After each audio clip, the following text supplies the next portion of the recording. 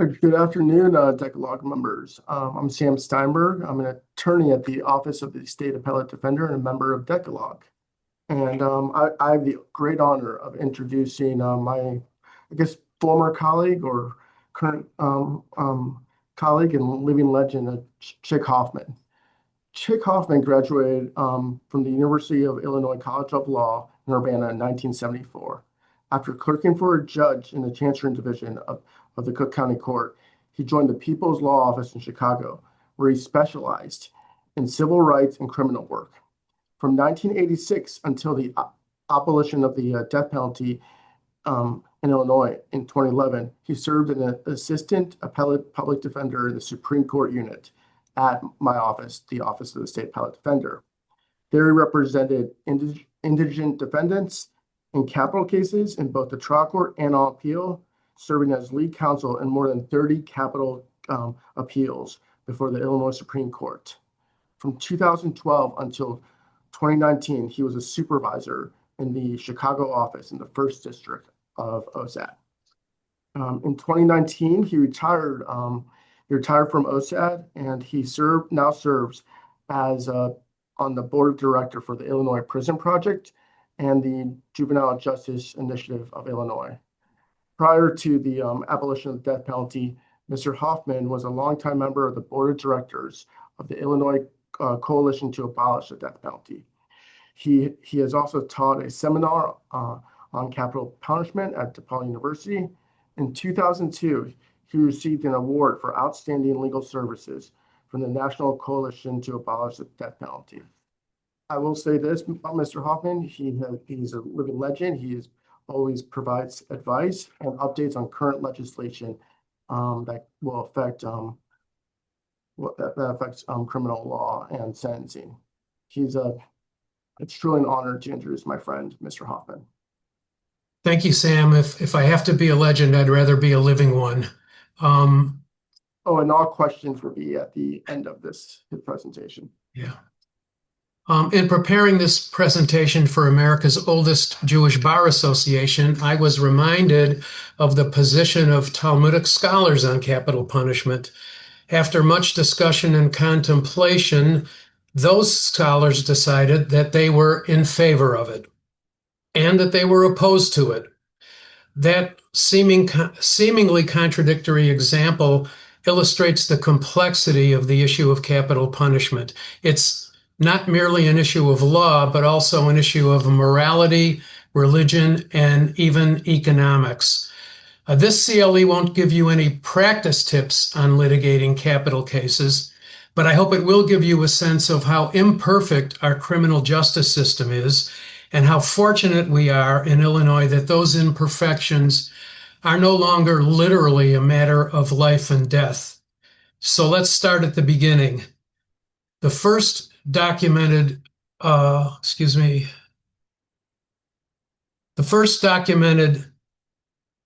execution in what later became the state of Illinois took place on June 15, 1779. The condemned person was a black enslaved man named Manuel. An early version of his case claimed he was charged with witchcraft, but a more recent version says he was charged with murdering his so-called master. Executions during statehood. Illinois became a state on December 3rd, 1818, and less than 7 months later, John Kilduck was hanged for murder in the state's first execution.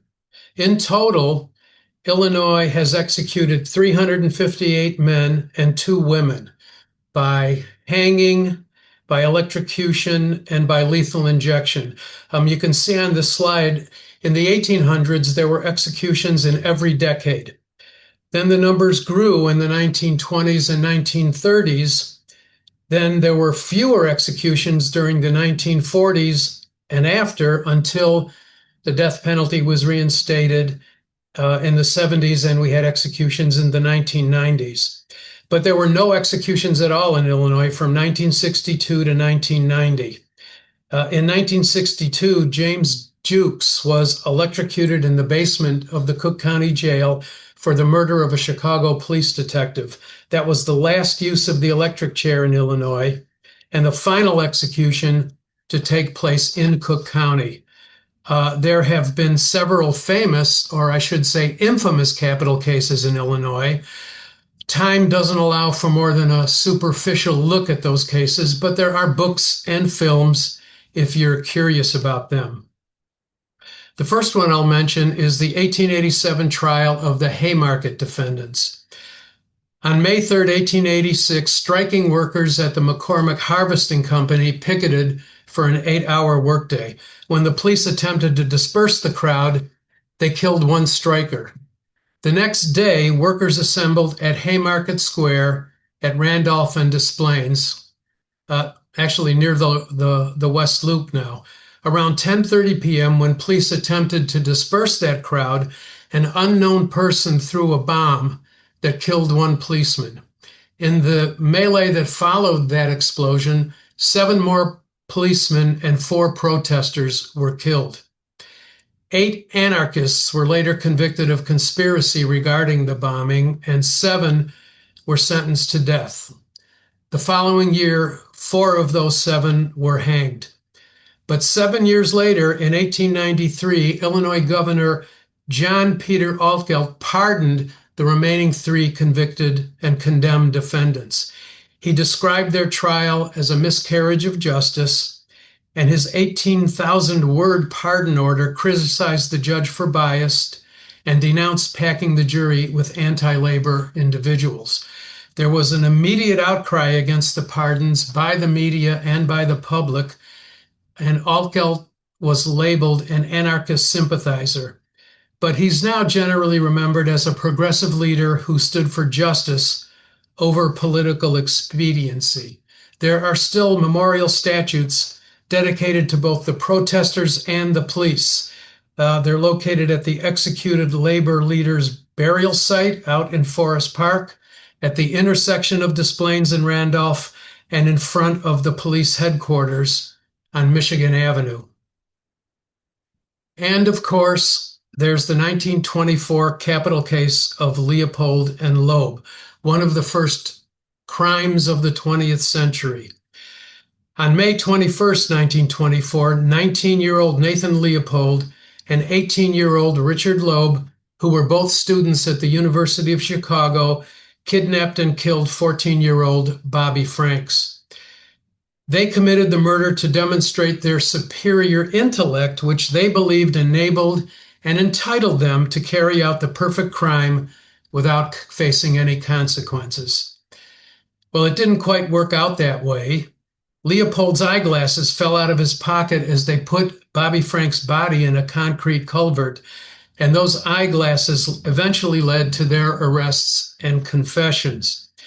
I've actually seen Leopold's round tortoiseshell eyeglasses on display at the Chicago History Museum.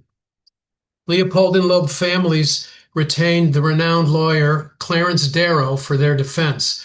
Darrow pled them guilty and put all his efforts into saving their lives. His lengthy argument at sentencing is noted for its influential criticism of capital punishment. Darrow succeeded, and both boys were sentenced to life imprisonment plus 99 years. Loeb was murdered by a fellow prisoner in 1936, and Leopold was released on parole in 1958 and died of a heart attack in 1971 at age 66. As I said, there are films and books on many of these cases. The film Compulsion stars Orson Welles as Clarence Darrow, and the film Rope, which stars James Stewart, is a much looser version of the case. The next infamous crime, of course, was Richard Speck, which was our introduction in Illinois to mass murder. In 1967, Speck was convicted of murdering 8 student nurses and sentenced to death. In 1971, the U.S. Supreme Court upheld his convictions but vacated his death sentence. Ultimately, Speck was resentenced to 100 to 300 years in prison. He was repeatedly denied parole and in 1991 died of a heart attack at Stateville Penitentiary. And finally, of course, there's John Wayne Gacy, the most infamous serial killer in Illinois since H.H. Holmes, who was also known as the Devil in the White City. Gacy was convicted of murdering and raping 33 young men and boys between 1972 and 1978. And on May 10th, 1994, he was executed by lethal injection at Stateville. So let's move from the macabre to the constitutional. At the center of all capital litigation, of course, is the Eighth Amendment's ban on cruel and unusual punishment. Because most barbarous practices of punishment had been abandoned in the 20th century, by the 19th century, the Supreme Court rarely analyzed the Eighth Amendment before the 20th century. In 1910, in the Weems case, the Supreme Court held the cruel and unusual punishment clause protects people from more than just barbaric punishment. It also requires that the punishment be proportionate to the crime. And then in 1958, in Trop versus Dulles, the court went even further. There, the court announced, the basic concept underlying the Eighth Amendment is nothing less than the dignity of man. While the state has the power to punish, the amendment stands to assure that this power be exercised within the limits of civilized standards. The amendment must draw its meaning from evolving standards of decency that mark the progress of a maturing society. Although Trop wasn't a capital case, death penalty opponents tried to apply its logic to executions. They argued that our society had progressed to the point that our standard of decency should no longer tolerate the death penalty. So in the early 1960s, capital defendants began arguing that the death penalty itself was cruel and unusual. The Supreme Court didn't agree, but the court did begin to fine-tune the way the death penalty was administered. The court focused on process rather than substance.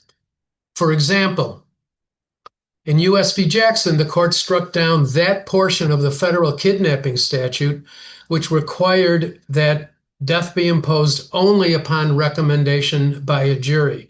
Well, that sounds like a good thing, right? A decision about one's life or death by a jury of one's peers. But the Supreme Court held the statute unconstitutionally because it encouraged defendants to waive their right to a jury trial just to ensure they wouldn't get death.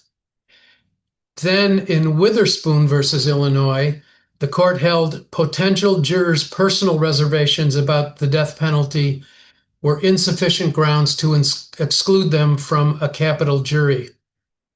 There are familiar names in the Chicago legal community who were involved in the Witherspoon case.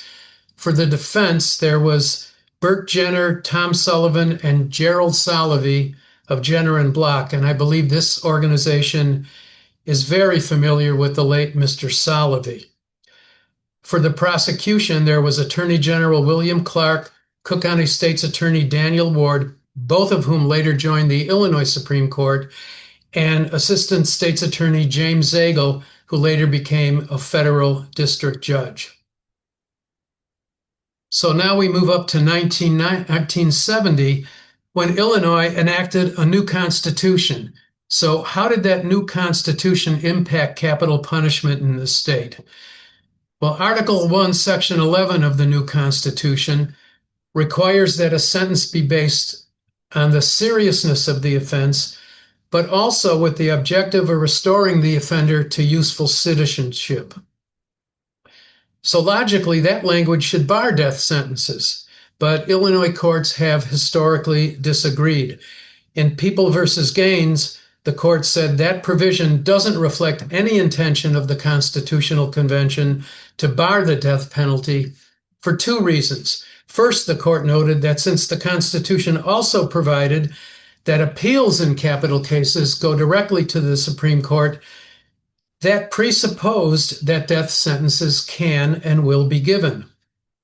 The second reason the Gaines court gave for holding that the section did not exclude capital punishment was the Gaines court noted that the Constitutional Convention had submitted to voters on a separate ballot the question of whether the death penalty should be abolished. And that proposition wasn't approved, actually by a pretty large margin, 55% to 45%.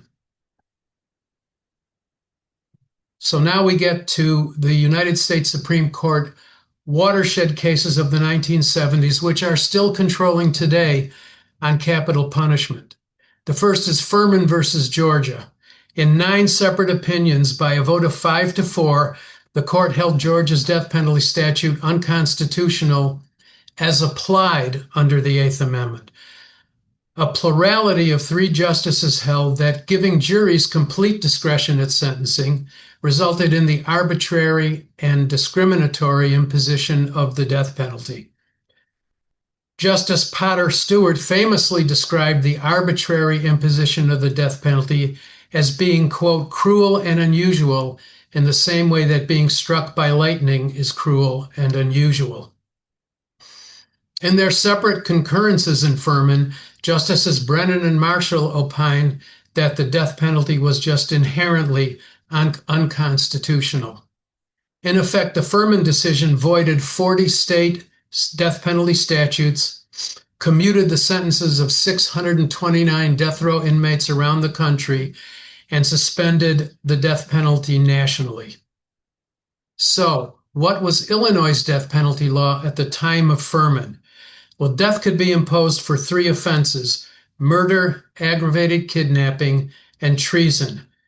It allowed for a bifurcated trial and sentencing, but it had no specific findings that were required for imposition of the death penalty. And so in Moore versus Illinois, citing its holding the same day in Furman, the Supreme Court held that the Illinois death penalty at the time was also unconstitutional. So how did the states respond to Furman? Although the concurring opinions in Furman by Brennan and Marshall did say that the death penalty was inherently unconstitutional, the overall holding in Furman was that the specific death penalty statutes only as applied were unconstitutional. So that opened the door for states to attempt to rewrite their death penalty laws to eliminate the problems cited in Furman. So the states enacted 2 types of new death penalty statutes: mandatory death and guided discretion. Well, mandatory death is pretty much self-explanatory. You get convicted of murder, you're sentenced to death. The guided discretion statute meant that the statutes narrowed the class of convicted murderers who were eligible for death and expanded the factors in mitigation that sentences were required to consider in deciding whether death is the appropriate sentence. In 1973, Illinois drafted a guided discretion statute. It narrowed the capital offenses to murders that fell within 1 of 6 aggravating factors, and it required the sentencer to consider mitigating evidence regarding the defendant. So far so good under Furman. However, the statute went on to state that if the defendant was convicted of murder, the chief judge of the circuit court should appoint a 3-judge panel to preside at sentencing. And it also provided that an appeal from a death sentence went to the appellate court. Well, in 1973, statute ran afoul of not the federal constitution, but our state constitution. In People versus X. Earl Rice v. Cunningham, the court held the statute unconstitutional for 2 reasons. First, the legislature didn't have authority to create a new court, that 3-judge sentencing panel. And second, by providing that capital appeals went to the appellate court, it also violated the constitutional provision requiring that those appeals go directly to the Illinois Supreme Court. So on a national scale, how did the U.S. Supreme Court react to these 2 types of new death penalty statutes? Well, mandatory got a big no from the U.S. Supreme Court. In Woodson v. North Carolina, the court held that the mandatory death penalty statutes were unconstitutional. By totally removing jury discretion and failing to allow for consideration of individual offender characteristics or the mitigating evidence circumstances arising from the crime, the mandatory statutes unconstitutionally departed from the evolving standards of decency that the court announced in Trop versus Dulles, which we mentioned earlier. The guided discretion statutes got a big yes from the U.S. Supreme Court. So in Georgia, in Craig versus Georgia, in a 7-2 decision, the Supreme Court first ruled that capital punishment is not inherently unconstitutional under the Eighth Amendment. And second, the court held that Georgia's new guided discretion statute avoided the arbitrariness and discretion that had resulted in the sentences struck down in Furman. Under Georgia statute, death penalty eligibility was based on limited statutory aggravating statutes. The aggravation and mitigation factors were then considered in a separate proceeding. There was an automatic appeal to the state's highest court, which engaged in proportionality review, and so met all the requirements of Gregg. Like the Georgia statute, Illinois also adopted a new and improved guided discretion statute. There was a bifurcated trial and sentencing with the right to a jury at both phases.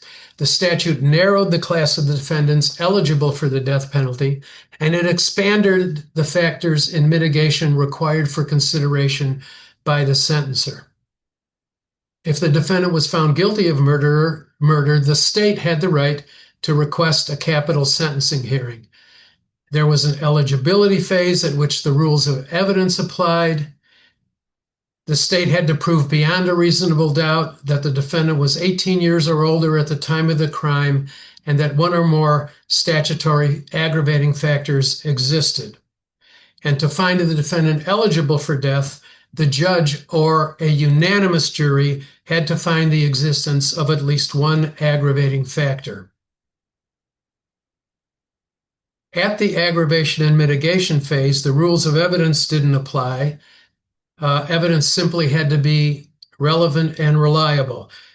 The state presented aggravation, the defense presented mitigation, and the defendant was sentenced to death only if the judge or a unanimous jury found that the death sentence was the appropriate sentence.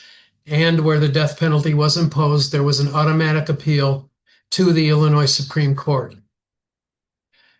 Defendants raised a number of constitutional challenges to the 1977 death statute, all of which failed.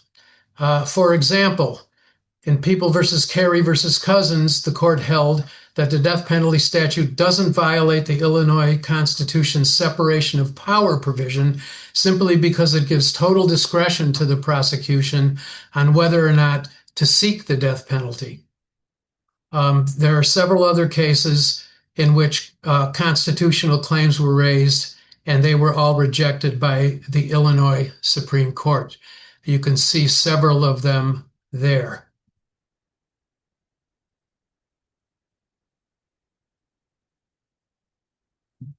So, as of 1997, Illinois has a death penalty statute that passes constitutional muster. There's a right to a jury at both trial and sentencing. None of the arbitrariness of the statutes struck down in Furman were in the statute. All of the procedural safeguards noted in the Gregg case are in the statute. It expanded the evidence to be considered in aggravation and mitigation, and there was an automatic appeal to the Illinois Supreme Court. So, under this new and improved constitutional death penalty statute, what could possibly go wrong? Well, one thing that went wrong is that Illinois kept sending innocent people to death row under that statute. So far, 22 men and women who were sentenced to death in Illinois under that statute have been exonerated after spending decades in prison for crimes they didn't commit. The most recent exoneration took place in 2022. That brought the total number of exonerations from Cook County alone to 16, more than any other single U.S. county. There's only time for me to summarize one of the more egregious examples of how our death penalty system got it wrong.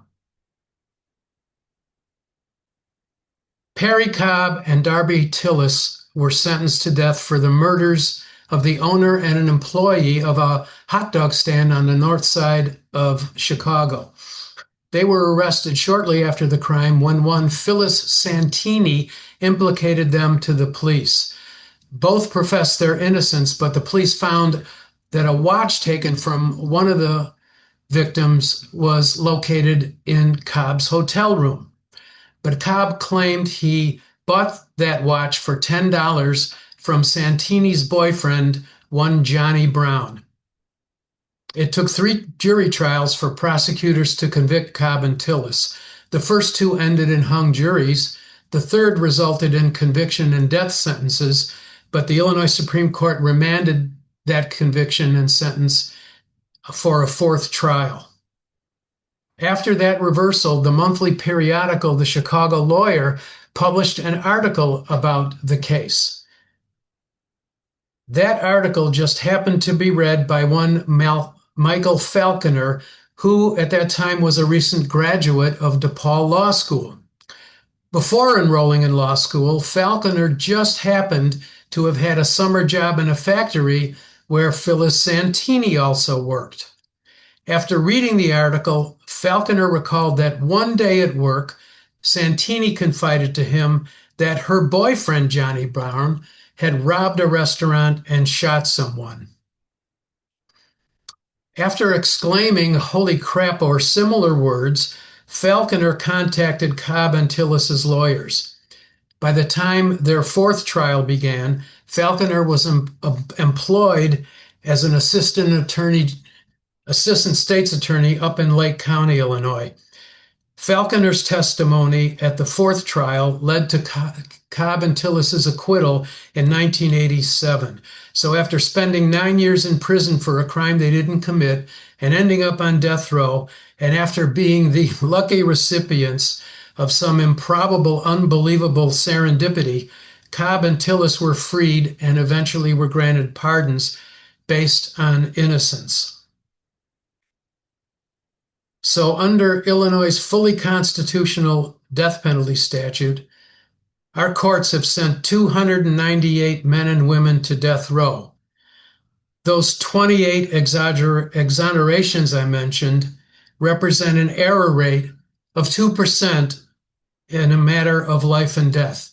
Now, granted, 2% doesn't really sound that high. In fact, 2% sounds pretty low.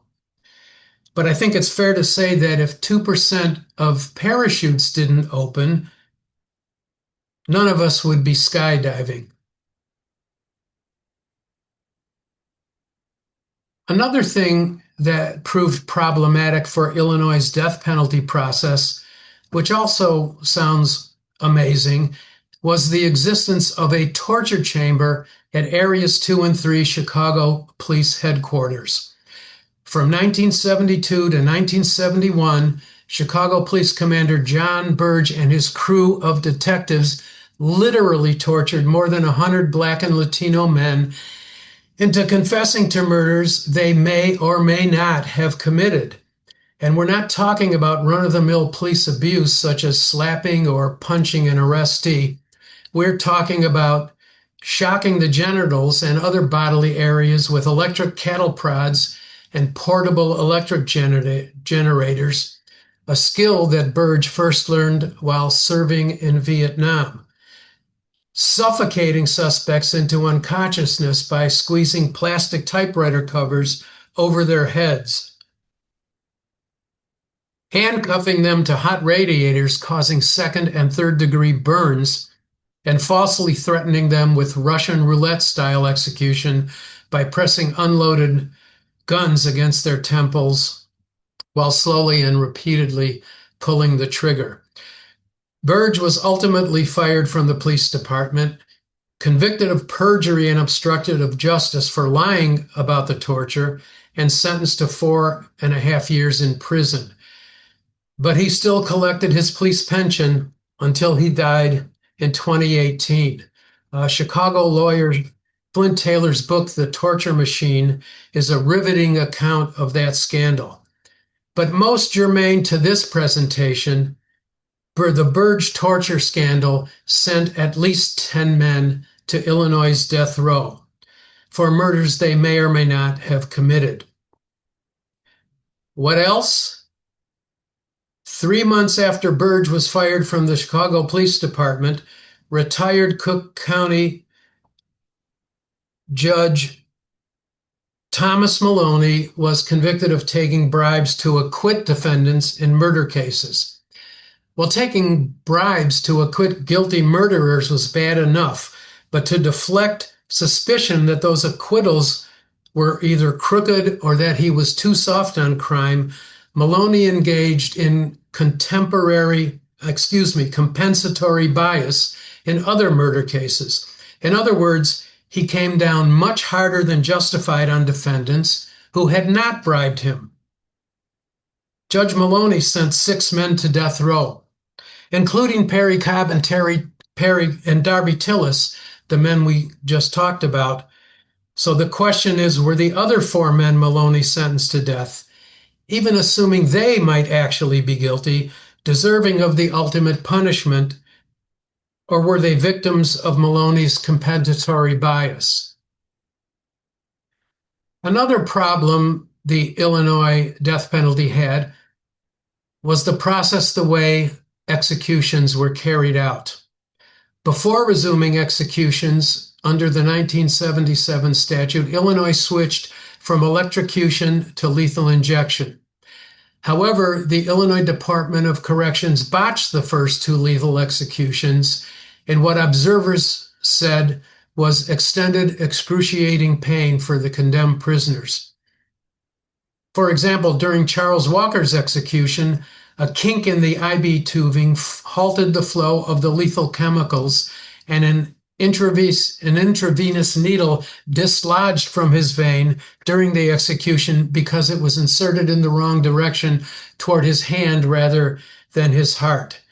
And shortly after Gacy's execution began, the lethal chemicals unexpectedly solidified in the IV tube, clogging the line and causing an 18-minute delay. Anesthesiologists later blamed the problem on the inexperience and lack of proper training of the prison officials who carried out the executions. Those anesthesiologists commented that, quote, an IV 101 class would have prevented the errors. Well, certainly at this point, carrying out executions is constitutional, but inflicting unnecessary pain in doing so is not. So now I want to get to the very shocking backstory of the lethal injection debacle, which should be exceptionally meaningful to this organization. In February 1987, Illinois bought a lethal injection machine for $25,000 from Fred Luchter and Associates in Boston. The state also contracted with Luchter to install and maintain the machine and train prison officials in its use. Later, in the case of Hoffman versus Illinois Department of Corrections, yes, I was the petitioner in that case, the Illinois Appellate Court upheld an order requiring disclosure of Illinois' written lethal injection protocols and procedures. One document that was disclosed to me as a result of that case was the machine's warranty, which rather mundanely declared that it was guaranteed for 2 years or 2 executions, whichever comes first. The following year, the Anti-Defamation League exposed that Luchter, the person that the Illinois Supreme Court had bought the machine from and contracted with to supervise education, turned out to be a Holocaust denier.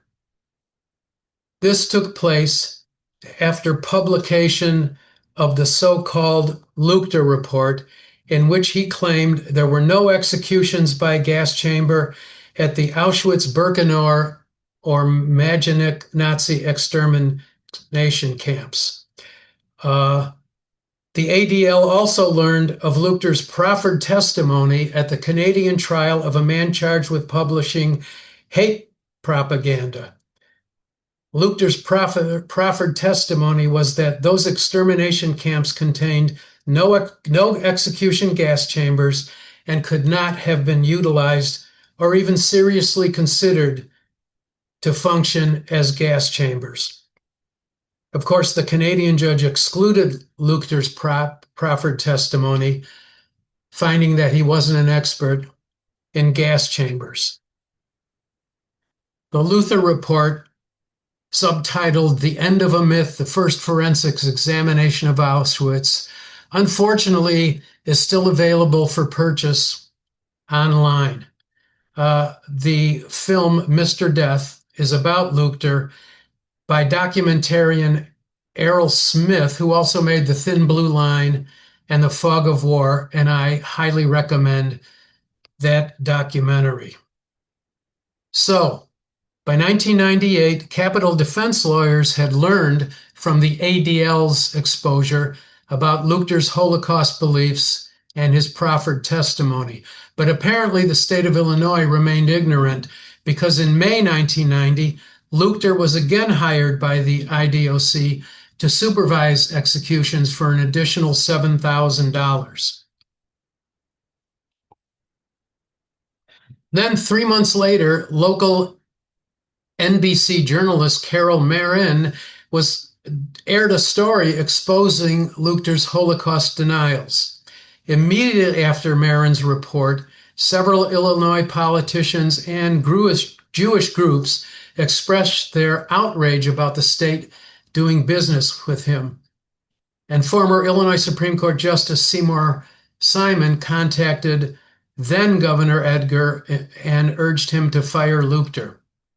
3 days later, the Department of Corrections did cancel its contract with Luchter, but the state still used his machine in those 2 botched executions of Walker and Gacy later that same year. And if that wasn't enough drama, in 1991, Luchter was convicted in Massachusetts of practicing engineering without a license. Let's move to February 1997, when there were national and local calls for a death penalty moratorium. In February of that year, the American Bar Association called for a nationwide moratorium on the death penalty. The ABA's call took no position on the morality or the legality of capital punishment itself, but instead focused on procedural flaws, inadequate counsel, and racial bias in capital cases. 2 months after the ABA's call for a national moratorium, the ad hoc group Illinois Lawyers for a Death Penalty Moratorium issued a call for a moratorium here in Illinois.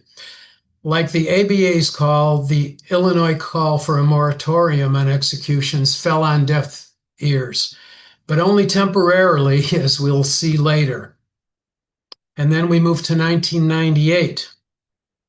In November of that year, there was the National Conference on Wrongful Convictions and the Death Penalty held at Northwestern Law School. That conference highlighted that the death penalty system was deeply flawed and that wrongful convictions weren't rare exceptions, but were the product of systemic failures.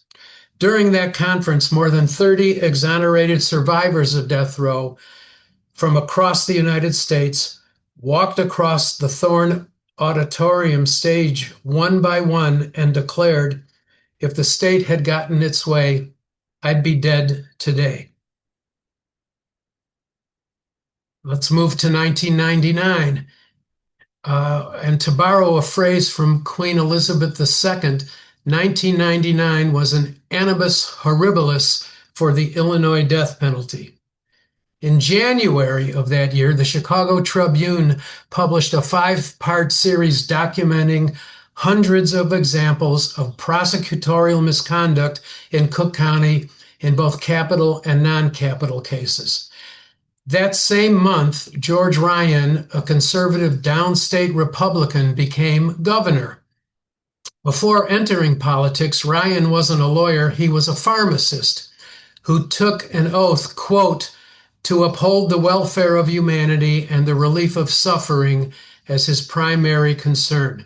That's not exactly the wording of the oath we lawyers take. Within days of taking office, Ryan had to decide if Andrew Kokorales should live or die. Ryan agonized over that decision, and after weeks of studying the case, he let the execution proceed. Ryan was then told there were several other condemned inmates for whom execution dates were set. That wasn't exactly the ribbon cutting and deal making Ryan expected his new job to involve. So what else occurred in 1999? Well, in February, Anthony Porter became the state's 10th exonerated death row prisoner, thanks in large part to Northwestern journalism professor David Protess and his students.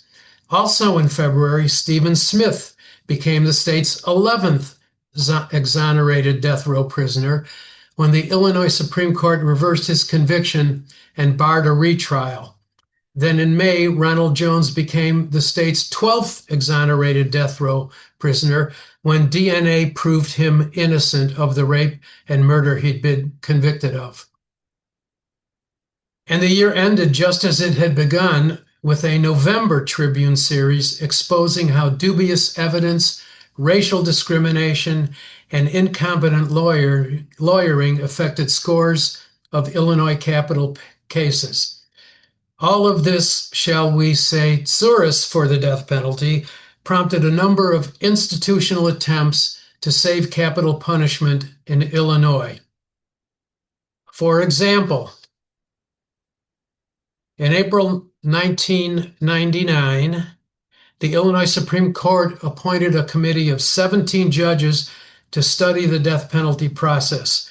6 months later, the committee submitted its recommendations to the court, all of which were adopted. The creation of a capital litigation trial bar requiring minimum training and experience for lawyers, enhancement of discovery to ensure materials favorable to the defense were disclosed by the prosecution, establish standardized procedures for disclosing DNA testing and evidence, and requiring prosecutors to give notice of their intent to seek the death penalty within 120 days of arraignment. The following year, 2000, Governor Ryan finally declared a moratorium on executions, and he vowed that the moratorium would remain in effect until he could be morally certain that no innocent person would face execution in Illinois. I'm no student of Jewish law, but in researching this presentation, I found it very interesting that Governor Ryan's plea for certainty echoed that of 12th century Jewish legal scholar Maimonides, who believed that executing a defendant on anything less than absolute certainty would lead to a slippery slope of decreasing burdens of proof until convictions would be merely according to the judge's caprice. So what prompted the decision to temporarily halt executions by a man who, as a state representative years earlier, had voted to bring back the death penalty in Illinois? Well, one factor was that by 2000, exonerations had shockingly exceeded executions, 13 to 12. And Governor Ryan was especially affected by the exoneration of Anthony Porter, who actually had come within 48 hours of execution. Ryan watched the news of Porter's release, and he famously asked his wife, quote, "How does that happen in America?" 2 months after declaring the moratorium, Ryan appointed a Blue Ribbon Commission to determine what reforms, if any, could ensure that Illinois' capital punishment system is fair, just, and accurate. That 14-member commission was chaired by former federal judge Frank McGarr and co-chaired by retired Senator Paul Simon and former U.S. Attorney Tom Sullivan. While that commission was meeting to determine whether there could be any such reforms, the state legislature created the Capital Litigation Trust Fund. And that trust fund was created to ensure proper funding for the prosecution and defense of capital cases. So, as a positive, this provided resources necessary to defend capital cases, but it also, on the other hand, increased use of the death penalty statewide by providing our smaller counties with funds to pay the huge expenses involved in capital cases, which actually were $1 or $2 extra million per case. So while all this was going on, while the governor's commission was meeting, while the legislature was adopting reforms, death penalty defense lawyers were trying to decide if there was a way to find out if they could use Governor Ryan's expressed doubts about the fairness and accuracy of Illinois death penalty process.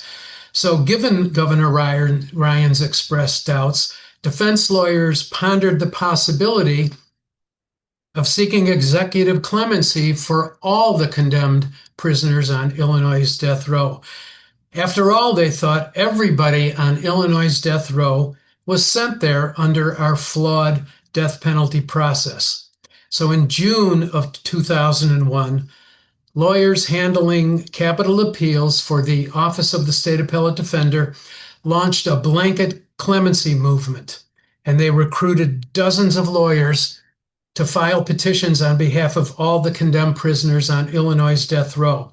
This included lawyers from the Center on Wrongful Convictions, the Cook County Public Defender's Office, the MacArthur Justice Center, sole practitioners, large firms such as Jenner and Block, Winston and Strawn, Sidley and Austin, and Skadden Arps. And in November of that year, the first in a series of closed-door strategy sessions were held. While those lawyers were holding their strategy session, in April of 2002, the Governor's Commission issued its report. That report included 85 recommendations, which largely focused on police investigations, prosecutions, and trial procedures. One recommendation was to reduce the death penalty eligibility factors from 20 to 5. As we had discussed earlier, one requirement of the guided discretion statutes was that they had to narrow the class of persons convicted of murder who were eligible for the death penalty. Over the years, the Illinois statute grew from 7 types of aggregated murders to 21 types of aggravated murders. It really became difficult to think of a murder that didn't qualify for the death penalty, which meant the narrowing function of our guided discretion statute had all but disappeared. The commission members believed that their recommendations would significantly improve the fairness and accuracy of the Illinois death penalty system, and it would substantially improve the quality of justice in capital cases. However, in their conclusion, the commission wrote that its members were unanimous in the belief that no system, given human nature and frailties, could ever be devised or constructed that would work perfectly and guarantee absolutely that no innocent person is ever again sentenced to death. Unfortunately, at the next legislative session, not one of the commission's 85 proposed reforms were passed by the legislature. So, in the fall of 2002, after a year of organizing, defense lawyers filed clemency petitions for all 167 prisoners on death row, and 167 clemency hearings were held before the Prisoner Review Board. At those hearings, prosecutors, of course, emphasized the brutal nature of the crimes, and murder victims' families gave heartrending testimony about the grievous loss of their loved ones. And one member of the Prisoner Review Board said it was like going to 6 funerals a day for 2 weeks. After the hearings ended, the clemency campaign took a real beating in the media as the Sun-Times and the Tribune editorialized against it. Angry family members of murder victims held private meetings with Governor Ryan, demanding that he deny all the clemency requests. Well, given the pressure put on Ryan by the press and the families, defense lawyers and abolitionists realized they had to take some action to save the clemency campaign. They decided it was necessary to expose Governor Ryan to what it was actually like for a person to be sentenced for death for a crime they didn't commit. But how to do that? Well, coincidentally, there was a play on Broadway at the time called The Exonerated. The play told the true stories of 6 people who were wrongfully convicted and sentenced to death. It used their own words to expose the flaws in the death penalty process while also showing their humanity in the face of the injustices they suffered. On December 16, 2002, in a special performance in Chicago, actor Richard Dreyfuss, Danny Glover, and Michael Farrell, all from the Broadway cast, performed the play before lawyers, judges, and politicians, but most importantly, before Governor and Mrs. Ryan. At the play's end, Governor Ryan remained inscrutable, but Mrs. Ryan was visibly sobbing. Defense lawyers and abolitionists also thought it was vital to show Ryan the flip side of the death penalty coin. That is, the emotional trauma executions have on the families and loved ones of condemned prisoners. So Governor Ryan agreed to meet privately with families of death row inmates. At that meeting, they pleaded with Ryan to commute the sentences of their loved ones from the death penalty to life without parole. At that January 3rd, 2003 meeting, Ryan asked if there were any questions, and one man queried, "George, are you going to kill my son?" That man was a former high school classmate of Ryan, whose son was on death row. 1 week later, on January 10th, 2003, Ryan pardoned 4 men who were members of the Death Row 10, the men whose convictions were based on the tortured false confessions at the hands of John Birch and his detectives. And the following day, just 2 days before the end of his term, Ryan granted the blanket clemency petitions, clearing out Illinois' death row. Ryan announced, because the Illinois death penalty system is arbitrary and capricious and therefore immoral, I no longer shall tinker with the machinery of death. The legislature couldn't reform it, the lawmakers won't repeal it, but I will not stand for it. I must act. The following year, in People versus Madigan versus Snyder, the Illinois Supreme Court upheld Governor Ryan's constitutional authority to grant the commutations of all death penalty. In 2007, the abolition movement picked up great momentum. After repeatedly supporting capital punishment in 1869, the Chicago Tribune published an editorial calling for abolition of the death penalty. In 2009, the Illinois Coalition to Abolish the Death Penalty focused on a 2-year plan to lobby the legislature to pass an abolition bill. And in 2010, the Sun-Times, also noting its past support for the death penalty, published an editorial urging the legislature quote, to outlaw the death penalty to save lives and cash. Public opinion had also turned against the death penalty. A 2010 poll found that the majority of registered voters in Illinois preferred an alternative to the death penalty, only 32%. And interestingly, only 39% of registered voters even knew that Illinois had the death penalty, which showed Illinois legislators that the death penalty wasn't really a major concern to voters. That moved legislative momentum for abolition, and in February 2010, a bill was introduced in the state legislature to abolish the death penalty. The chief sponsor was Kwame Raoul, who's now our Attorney General, and the chief sponsor in the House was Representative Karen Yarborough. They kept it simple. The death penalty is abolished and a sentence to death may not be imposed, and they were also politically astute. The bill designated that the remaining money in the Capital Litigation Trust Fund should be used to benefit families of murder victims and pay for law enforcement training.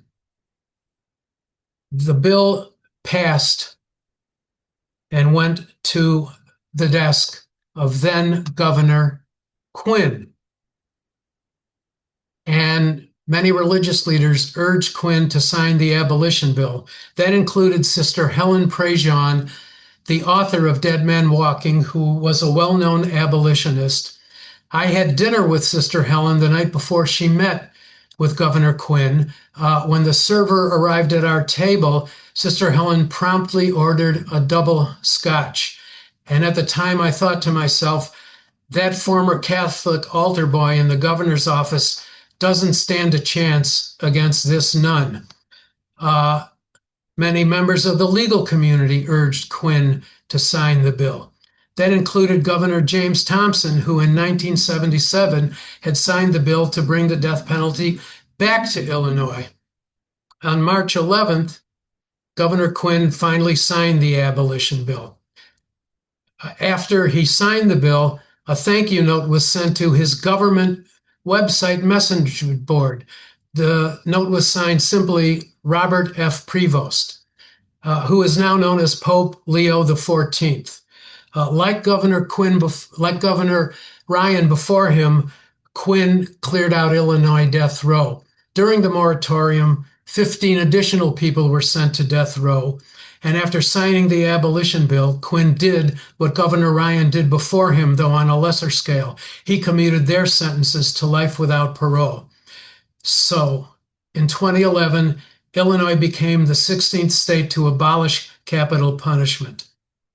And finally, in 2023, Governor Pritzker signed a bill into law which amended 33 separate statutes in the criminal code, eliminating all statutory references to the death penalty, of course, other than the abolition bill itself. And that is the history of the death penalty in Illinois. Wow. Thank you, Chick, for such a great presentation, and included some Talmudic insights and just everything. We do have a few questions, or can you take a few? Sure. Okay. One of our first questions I saw in the chat was the Innocence Project involved in any of the exonerations? The Innocence Project, you mean there's one in New York and there's one down in central Illinois. No, the Innocence Project in New York didn't have anything to do with it, but lawyers who later started the Innocence Project down in central Illinois did have a large role in fighting the death penalty in Illinois. Yes. And another question was, do you know the percentages of reversals to convictions in capital cases, maybe on an Illinois level or other level? Yeah. The death penalty unit of the state appellate defender did pretty much 100% of the appeals. And we actually had a relief rate of around 33%. And of course, relief in a capital appeal is your client doesn't get executed. So it included both reversals of convictions, reversals of sentences, remands for new trials, and or remands for a new sentencing hearing. So overall, there were errors in about a third of death penalty cases. And after those cases went back to the trial court, many of them didn't end up with capital punishment again. A number of them ended up in guilty pleas to life without parole. Yeah. And then another question was one argument against death penalties that's applied in a racially biased way. Are there any statistics to support that or refute that? Yes, there were a number of studies done across the country, both the north, south, east, and west, which showed that the death penalty was most likely to be imposed if the defendant was black and the victim was white, and least likely to be imposed if the defendant was white and the victim was black. And other studies were done on how aggravating the murders were. The worse the murders are, of course, murders are always bad, but the more aggravating circumstances, there was less racial bias. In the most mitigating cases, where they were murders that were, can we say weren't that bad, there was less racial bias. But in the mid-level cases, where there was both aggravation and mitigation, that's where there was the most racial bias showed its head. So there's always been racial bias in implementing the death penalty. And it was found by the Supreme Court in Furman, not only that the death penalty was arbitrary, like being struck by lightning, but also mostly imposed on the poor and racial minorities. And I don't see any other where does it stand nationally? My last question is, where does the death penalty stand nationally? Can the federal government pursue the death penalty for an act occurring in Illinois? Yeah, well, as of now, 23 states and the District of Columbia have abolished the death penalty. 3 other states, California, Oregon, and Pennsylvania, maintain formal moratoriums on executions. As for the federal government, President Obama didn't sign off on any executions. President Biden didn't sign off on any executions. But as we all know, President Trump brought back executions his first term, and I believe 15 federal capital prisoners were executed. And I'm assuming that more federal executions will take place under our current president's second term. Worldwide, the death penalty is almost completely gone. It's still maintained in countries such as China and Russia and Iran and some of the more backward countries, but it's completely eliminated from Europe and Central and South America. In fact, I believe a requirement of joining the EU is to abolish capital punishment. So I think probably the United States is the only Western democracy that still maintains capital punishment in at least half of its states. Okay. On behalf of Decalogue, I just really wanted to thank you. I'm sure there's more questions if anyone wants to stick on. But again, Mr. Hoffman, thank you so much for your presentation. I really appreciate the invitation and this opportunity to speak to the Decalogue Society. I appreciate the work the Society does.